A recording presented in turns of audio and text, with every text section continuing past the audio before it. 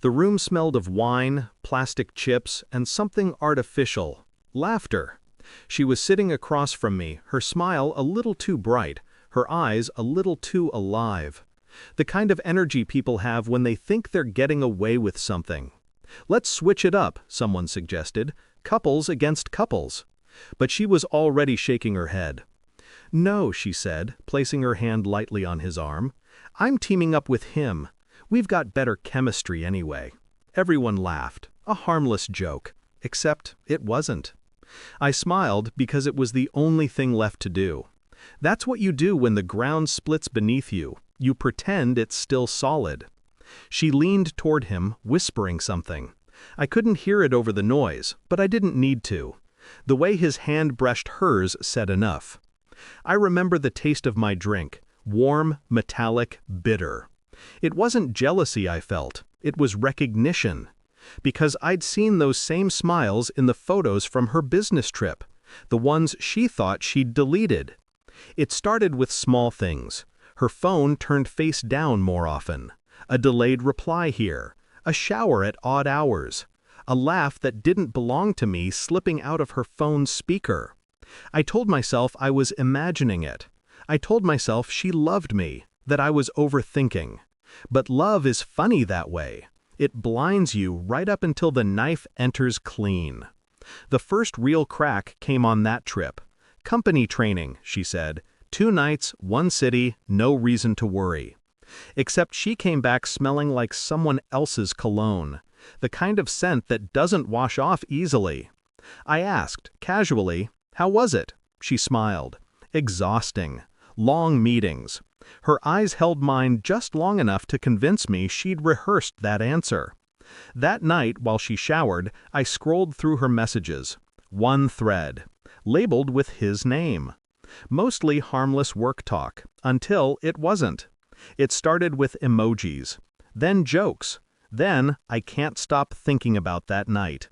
I didn't react. I didn't confront. I took screenshots instead. Every word, every picture, every lie wrapped in laughter. And then, I waited. People think revenge comes from rage. It doesn't. It comes from silence. From restraint. I watched them at work events. The subtle glances. The synchronization. 2 people who thought they were clever. 2 people who believed no one was watching. They underestimated how calm I could be. At night, she'd sleep beside me, breathing evenly, while I replayed every detail in my mind like scenes from a film. Her laughter at game night, her texts that ended too early, his name lighting up her notifications with corporate excuses. I learned the timing of her lies, the cadence. When she said late meeting, it meant hotel room. When she said client dinner, it meant his bed. And through it all, I stayed gentle, affectionate even. Because if you act like you don't know, they reveal themselves faster. The game night was just confirmation, her arrogance spilling out in front of everyone, masked as humor. Better chemistry. She didn't realize she'd just described the reaction that was about to destroy her. That night, while she laughed and dealt the cards, I stared at her like a scientist studying a specimen, fascinated by the beauty of self-destruction. Morning. The sunlight came in through the curtains like nothing had changed. She was still asleep, her arm draped lazily across my chest. I moved it aside, gently, like setting down something fragile you no longer care to keep. The screenshots waited in a folder labeled Work Files. Fitting, really. I attached them to an email. Subject line, ethics violation, evidence attached. No message, no signature, just proof. By noon, they were both escorted out. 2 careers ending with the click of a button. When she came home, she already knew. Her mascara was smudged, her hands trembling. You sent those?" I nodded. Once. Calmly. She laughed, that desperate laugh people use when they're drowning. "He'll take me in," she said, half to herself. "We'll be fine." I handed her the suitcase I'd packed. Then, go.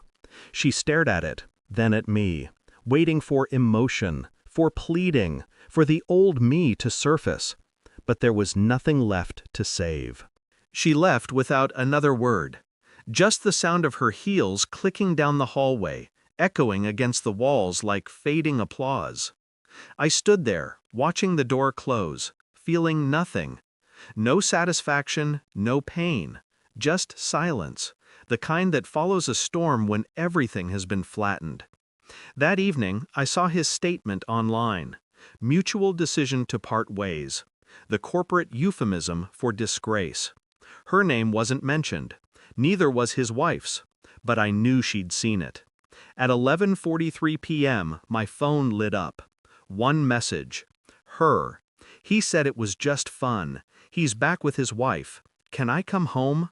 I stared at the words. Simple, pathetic, sincere.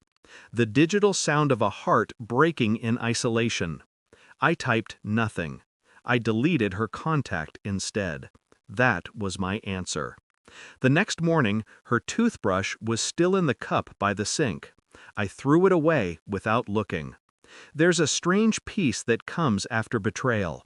Not forgiveness, not relief. Just a quiet understanding of how easily people trade loyalty for attention. I used to wonder what I'd feel if she ever hurt me.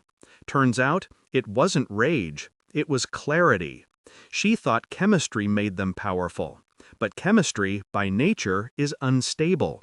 It burns bright, then destroys itself. As I left for work, the air felt sharper, cleaner. I didn't look back.